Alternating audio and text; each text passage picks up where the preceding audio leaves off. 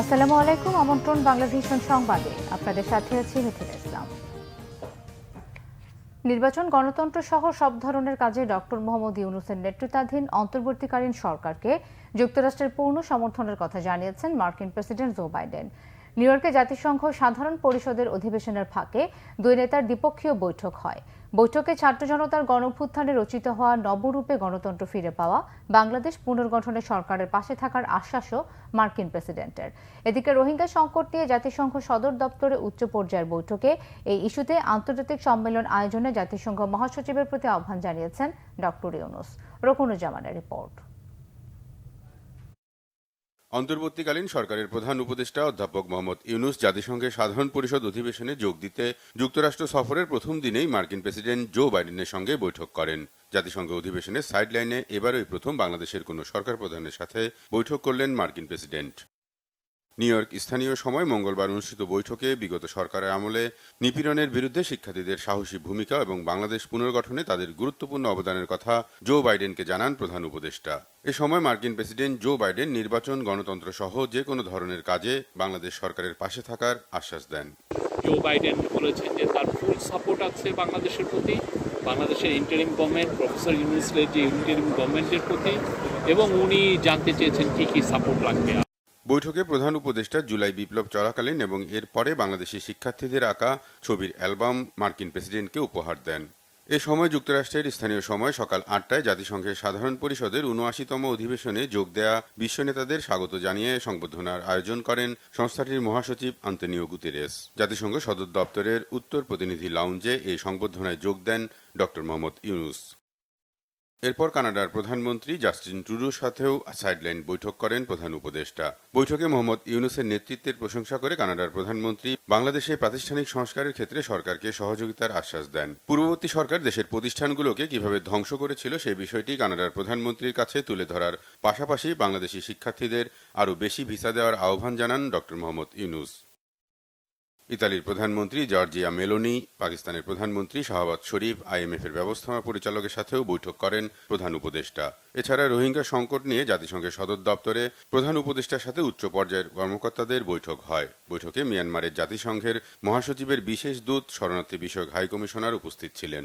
এখানে প্রধান উপদেষ্টা রোহিঙ্গা ইস্যুতে একটি আন্তর্জাতিক সম্মেলন আয়োজনের জন্য জাতিসংঘ মহাসচিবকে আহ্বান জানান। The overall scenario leaves the forcibly displaced Rohingyas, their hosts, and the global partners with lingering uncertainties. While the focus and humanitarian support to the Rohingyas dwindle, presence of sizable young population in the camps potentially creates another layer of complexity to the crisis. Excellencies, we are concerned over the deteriorating security situation and instability in the bordering region, including sporadic group fighting and criminal activities. Our law enforcement agencies and people, together with the international community, have so far been able to maintain peace and stability in the camps. So the crisis in Rakhine State merits careful revisit. Creating an inclusive society in Myanmar is key, where all ethnic communities can live in peace and harmony. All international, regional and national actors, including UN Security Council, ASEAN and other friends of Myanmar, need to acknowledge and incorporate in it their approach. পরে জাতিসংঘে বাংলাদেশের সদস্যপদ লাভের 50 বছর পূর্তি উপলক্ষে আয়োজিত অনুষ্ঠানে যোগ দেন অন্তর্বর্তীকালীন সরকারের প্রধান উপদেষ্টা অধ্যাপক মোহাম্মদ ইউনূস। রকুনুজ্জামান, বাংলাভিশন, ঢাকা। নির্বাচন, গণতন্ত্র সহ সব ধরনের কাজে ডক্টর মোহাম্মদ ইউনূসের নেতৃত্বাধীন অন্তর্বর্তীকালীন সরকারকে যুক্তরাষ্ট্রের পূর্ণ সমর্থনের কথা জানিয়েছেন মার্কিন প্রেসিডেন্ট জো বাইডেন।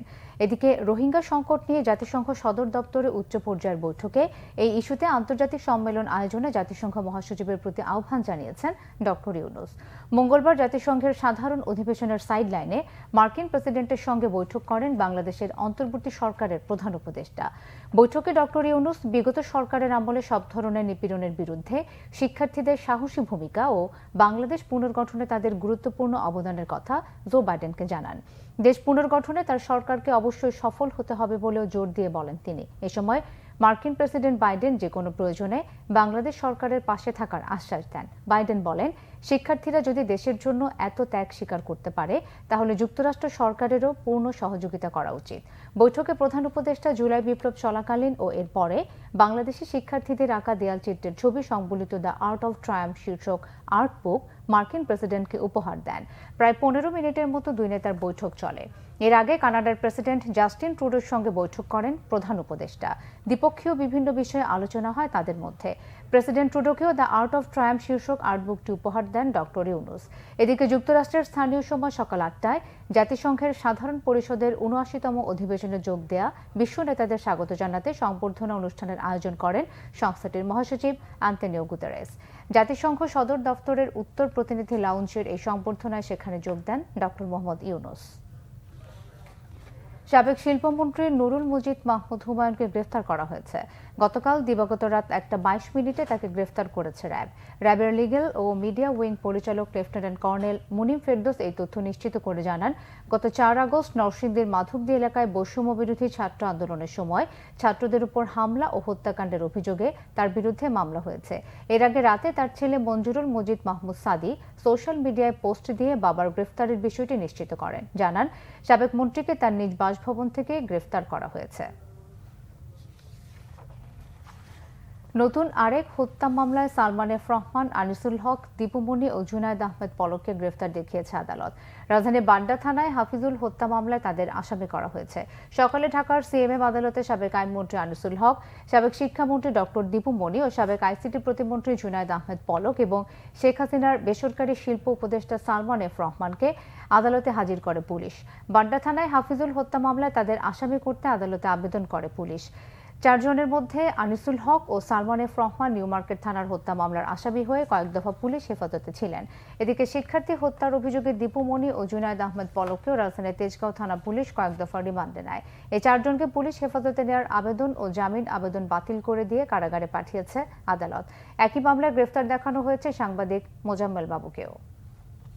আশুলিয়া ও গাজীপুরে বন্ধ কারখানাগুলোর বেশিরভাগই খুলে দেওয়া হয়েছে।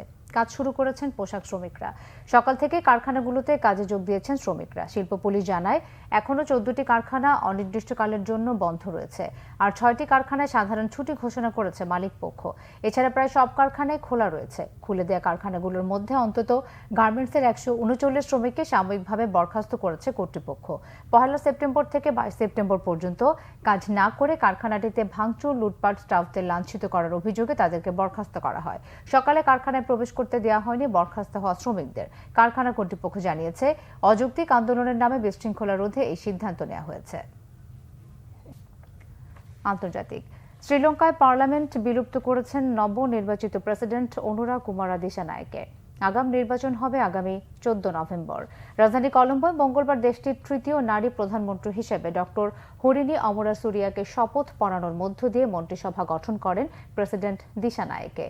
বিশ্ববিদ্যালয় শিক্ষক 54 বছর বয়সী হরিণী বিচার, শিক্ষা এবং শ্রম মন্ত্রণালয়ের দায়িত্ব পালন করবেন। এই মন্ত্রিসভা অন্তর্বর্তী সরকার হিসেবেই কাজ করবে। মন্ত্রিসভার শপথের পর বিগত পার্লামেন্ট বিলুপ্তির ঘোষণা মঙ্গলবার রাত 12টা থেকে কার্যকর হয়। এই নিয়ে বিশেষ প্রজ্ঞাপনও প্রকাশ করা হয়েছে। 2020 সালের আগস্টে গঠিত ওই পার্লামেন্টের বিরোধী দল ছিল প্রেসিডেন্ট দিশানায়েকের রাজনৈতিক জোট ন্যাশনাল পিপলস পাওয়ার এনপিপি। 225 আসনের পার্লামেন্টে মাত্র 3টি আসন রয়েছে এই জোটের। তাই 2025 সালের আগস্টে মেয়াদ শেষের 11 মাস আগেই পার্লামেন্ট বিলুপ্তির ঘোষণাকে 55 বছর বয়সী নয়া প্রেসিডেন্টের রাজনৈতিক কৌশল বলছেন বিশ্লেষকরা। চরম অর্থনৈতিক সংকটের মুখে 2022 সালে গণঅভ্যুত্থানে তৎকালীন প্রেসিডেন্ট গোতাবায়া রাজাপাকসে ক্ষমতাচ্যুত হলে তার স্থলাভিষিক্ত হন রনিল বিক্রমাসিংহে। এই ছিল এখনকার মতো। পরের সংবাদ বেলা 12টায় দেখার আমন্ত্রণ রইল। এছাড়া বাংলা ভিশন সংবাদ ও সংবাদ সংশ্লিষ্ট অনুষ্ঠান দেখতে ভিজিট করুন www.bvnews24.com ও facebook.com/banglavisionnews এবং সাবস্ক্রাইব করুন youtube.com/banglavisionnews। ধন্যবাদ।